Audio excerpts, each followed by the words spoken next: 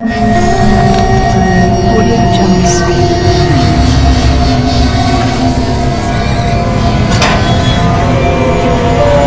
Welcome to horror studio. Story updates के लिए bell icon को प्रेस कर लें और मेरे चैनल को सब्सक्राइब कर लें।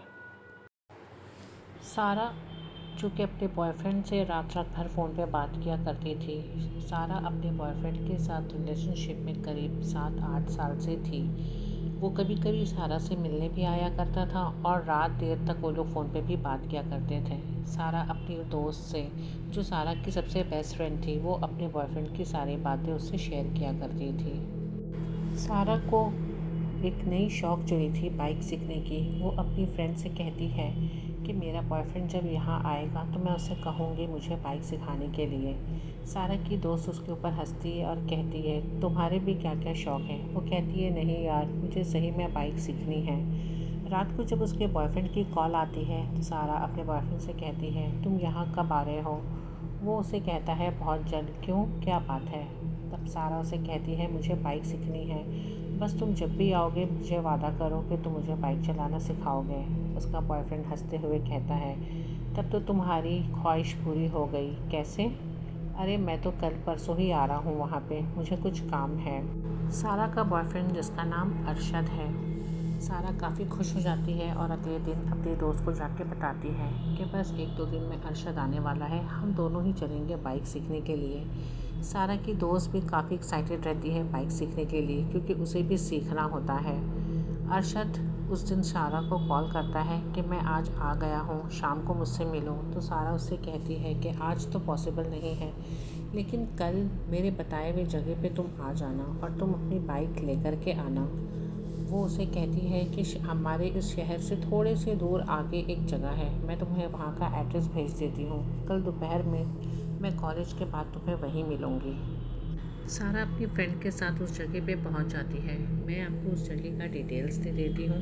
वो जगह शहर से थोड़ा सा दूर होता है। वहाँ पर एक कब्रिस्तान और सामने एक रास्ता और उसके आगे एक घना जंगल। वहाँ कोई आता जाता नहीं, मुश्किल से बहुत कम लोग कभी कदार नज़र आते हैं। लेकिन अब वो कब्रिस्तान बंद हो चुका था, वहाँ कोई आता जाता नहीं। सारा के एड्रेस दिए हुए पते पर अरशद वहाँ पहुँचता है तो वो देखता है कि सारा के साथ उसकी फ्रेंड भी वहाँ मौजूद है। दोपहर का वक्त रहता है। घर पे तो बहुत लोग ऐसे के बाहर नहीं निकलते हैं, दोपहर में सोते हैं, और यही मौका था सारा को अपने बॉयफ्रेंड से मिलने का भी, और इसी बहाने वो बाइक भी चलाना सीख लेगी। अरशद उसे रोज़ बाइक चलाना सिखाता और करीबन ये सीखते सीखते उसे 2-3 दिन हो गए थे और अब सारा काफ़ी अच्छा बाइक चलाने लगी थी।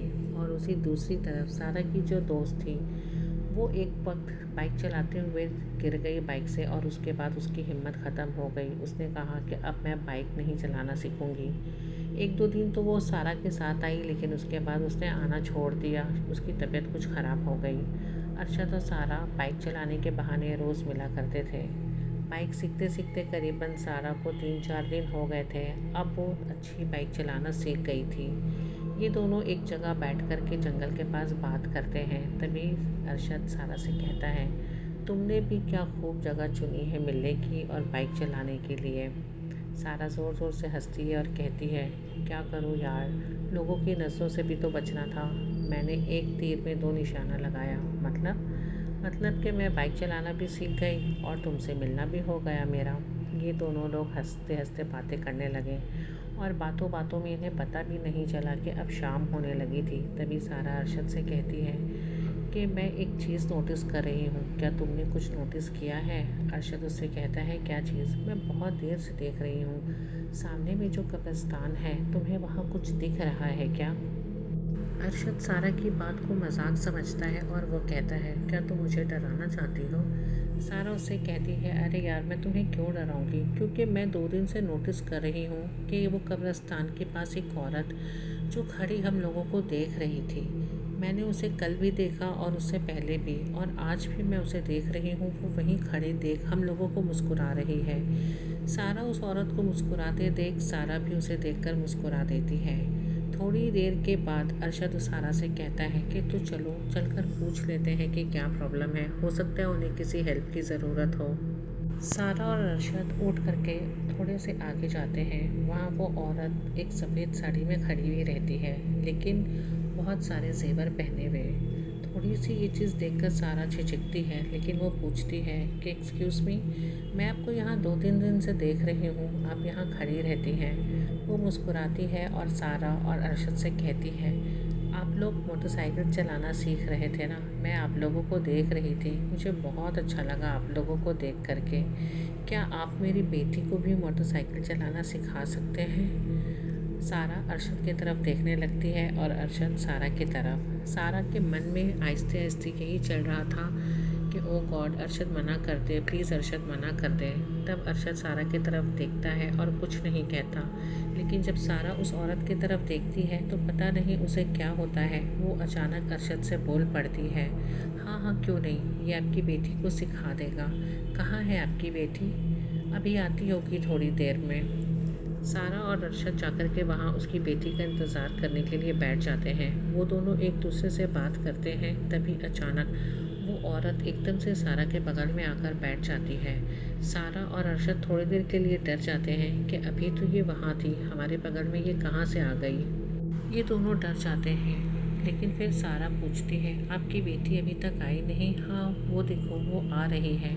सामने से उस औरत की बेटी जब आती है तो उसने भी बहुत नए कपड़े पहने हुए होते हैं और बहुत सारे जेवर। सारा इन लोग को देखकर पूछती है कि आंटी आपसे एक बात पूछूं? हाँ बेटा पूछो। आप लोग इतना सज सवर के और इतने सारे जेवर पहन करके और ये कब्रिस्तान के सामने, मैं समझी नहीं। वो औरत थोड़ा मुस्कुराती है और कहती है, हाँ बेटा, मैं 2-3 दिन से यहाँ से गुज़र रही हूँ और हम सज सवर के बहुत सारे जेवर पहन के ही गुज़र रहे थे, क्योंकि मेरी फैमिली में शादी है। लेकिन जब हम यहाँ से गुज़रते थे तो मैं तुम्हें देखती थी बाइक चलाते हुए सीखना, तो मेरी बेटी को भी बहुत शौक़ है बाइक सीखने का। ये बातें सुन कर के फिर अरशद उसकी बेटी से कहता है कि आप आगे बैठ जाइए, मैं पीछे बैठता हूँ और मैं आपको चलाऊँगा सिखाने के लिए। सारा को जेलसी तो हो रही थी, क्योंकि कोई भी गर्लफ्रेंड अपने बॉयफ्रेंड को किसी और के साथ बाइक में देख के थोड़ा तो जेलस फील करता ही है। लेकिन उसी तरफ सारा ये भी सोच रही थी कि मैं कैसे एकदम से राज़ी हो गई अरशद से कहने के लिए कि हाँ तुम इसको बाइक चलाना सिखा दो। तभी वो औरत सारा से कहती है, क्या बेटा क्या सोच रही हो, कहीं तुम्हें जलन तो नहीं हो रही कि तुम्हारे बॉयफ्रेंड के पीछे कोई और लड़की बैठी है? सारा मुस्कुराते हुए उसके तरफ देखती है, लेकिन वो कोई जवाब नहीं देती, गर्दन हिला देती है सिर्फ। सारा उस औरत से पूछती है कि आंटी आप यहाँ कहाँ रहती हैं? तब वो उसे बताती है कि इस कब्रिस्तान के ठीक पीछे मेरा घर है। सारा थोड़ी देर के लिए शॉक्ड हो जाती है। तब वो उससे कहती है कि जहाँ तक मैं जानती हूँ इस एरिया के बारे में, यहाँ तो दूर दूर तक कोई भी नहीं रहता, यहाँ खाली वीराना है, जंगल है और ये कब्रिस्तान भी काफ़ी सालों से बंद है, यहाँ अब कोई भी नहीं आता। तभी वो औरत अजीब शैतानी हंसी से ज़ोर ज़ोर से हंसने लगती है और सारा से कहती है, तुम्हें क्या लगता है, मतलब आप क्या कहना चाहती हैं? सारा उसे पूछती है। वो थोड़ी देर के लिए खामोश हो जाती है। सारा को लगता है कि कहीं वो नाराज़ तो नहीं हो गई।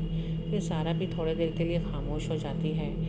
सारा अपना फ़ोन निकाल कर टाइम देखती है और वो सोचती है, ओह काफ़ी देर हो गई, आज तो घर जाने में मुझे काफ़ी देर हो जाएगी और मम्मी पापा पूछेंगे कि कहाँ थी।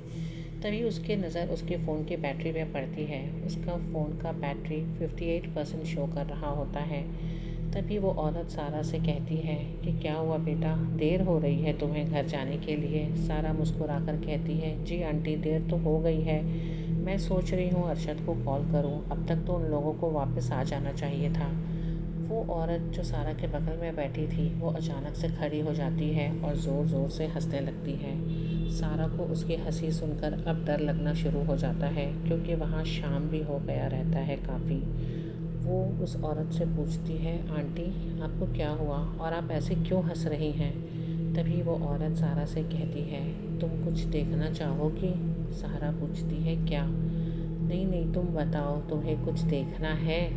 सारा कहती है, क्या देखना है? आप क्या दिखाना चाहती हैं? मैं तुम्हें वो चीज़ दिखाना चाहती हूँ जो तुमने आज तक कभी नहीं देखा। अब सारा को समझ में आ गया था कि यहाँ कुछ ना कुछ गड़बड़ तो ज़रूर है। लेकिन सारा उस औरत से कहती है, 1 मिनट मुझे एक कॉल करनी है। जब सारा अपना अपना फ़ोन निकालती है तो उसकी बैटरी डेड हो चुकी रहती है, उसका फ़ोन ऑन ही नहीं हो पाता है। अब सारा समझ गई थी कि यहाँ कुछ न कुछ गलत हो रहा है हम लोगों के साथ। तभी जब वो मुड़ती है तो पीछे वो औरत एक भयानक शक्ल में उसके सामने खड़ी रहती है और वो ज़ोर ज़ोर से हंस के कहती है, मेरे पैर देखो, मेरे पैर उल्टे हैं, अब तो तुम समझ गई होगी मैं कौन हूँ। वो एकदम ज़ोर से चीखने लगती है। सारा जब उसको देखती है, वो एक भयानक शक्ल वाली चुड़ैल जो उसके सामने खड़ी होती है। सारा वहाँ से गिरते पड़ते ज़ोर ज़ोर से दौड़कर आगे भागती है, चीखते चीखते। उस चुड़ैल की आवाज़ इतनी भयानक होती है जिसकी आवाज़ से सारा ज़ोर ज़ोर से चीखना चिल्लाने लगती है। सारा की किस्मत अच्छी रहती है कि वो वहाँ से बच के निकल जाती है, क्योंकि सारा के गले में एक ताबीज़ होती है जो उसकी अम्मी ने उसे बहुत पहले पहनाया था कि तुम्हें बुरी नज़र से या कोई भी किस्म की हवा से बचाएगी। शायद यही ताबीज़ था जो सारा को वहाँ से बचा कर के निकाल लिया। सारा भागते भागते आगे की तरफ जब जाती है तो वहाँ उसे 2 लोग मिलते हैं जो सारा को उस हालत में देखकर पूछते हैं कि अरे बेटा, तुम इस जंगल में सुनसान जगह में इतनी रात को क्या कर रही हो। वो सारा की हालत देखकर समझ जाते हैं कि सारा के साथ कुछ बहुत बुरा हुआ है। तभी सारा रो रो कर उनसे कहती है, क्या आपके पास फ़ोन है, मैं आपको सब कुछ बताऊँगी। तब वो लोग अपना फ़ोन निकाल कर सारा को देते हैं। सारा अरशद को कॉल करती है। थोड़ी देर के बाद अरशद जब कॉल उठाता है तो वो सारा से कहता है, सारा तुम ठीक तो हो ना। अरशद की बात सुनकर सारा को समझ आ गया था कि अरशद के साथ भी कुछ हुआ है। वो अरशद से पूछती है कि तुम बताओ पहले, तुम ठीक हो ना बिल्कुल।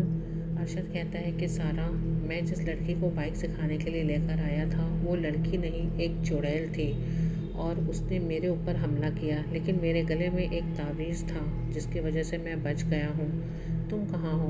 मैं घर की तरफ जा रही हूँ। मेरे ऊपर भी एक चुड़ैल ने हमला किया था, लेकिन आज मेरी अम्मी के तावीज़ की वजह से मैं भी बच गई हूँ। वहाँ लोग जो खड़े होकर के सारा की सारी बातें सुन रहे थे वो सारा को कहते हैं कि बेटा, आपको इस जंगल में इस तरीके से नहीं आना चाहिए था। ये जंगल और ये कब्रिस्तान बहुत सालों से बंद है और ये बात सच है कि यहाँ पर चुड़ैलों को देखा जाता है। शायद उसी चुड़ैल ने आज आपके ऊपर हमला किया, लेकिन अल्लाह का करम है कि इस तावीज़ ने आपको बचा लिया। वो लोग लेके सारा को उसके घर चले जाते हैं। सारा अपने घर वालों को सारा बात बताती है। उसकी अम्मी कहती हैं कि ऊपर वाले का शुक्र है कि आज उनके रहम व करम से तुम बचकर वापस आ गई, वरना वो चुड़ैल तुम्हारे साथ क्या करती। तो ये कहानी मेरी दोस्त ने मुझे बताया था। ये एक सच्ची सारा की कहानी है। उनका असली नाम भी सारा ही है। आज भी वो बताती हैं कि उन्हें सोते वक्त उस चुड़ैल या डाइन, जो भी आप कह लें, उसका चेहरा उसके सामने आ जाता है। वो कहती हैं कि उसका चेहरा इतना भयानक था कि मैं चाह करके भी उसे नहीं भूल सकती। तो अगर आपको मेरी कहानी अच्छी लगे तो मेरे चैनल को सब्सक्राइब करिए और प्लीज़ मुझे सपोर्ट करिए। बेल आइकन को प्रेस करिए कि आपको और इस तरीके की सच्ची और डरावनी कहानी मिलती रहे।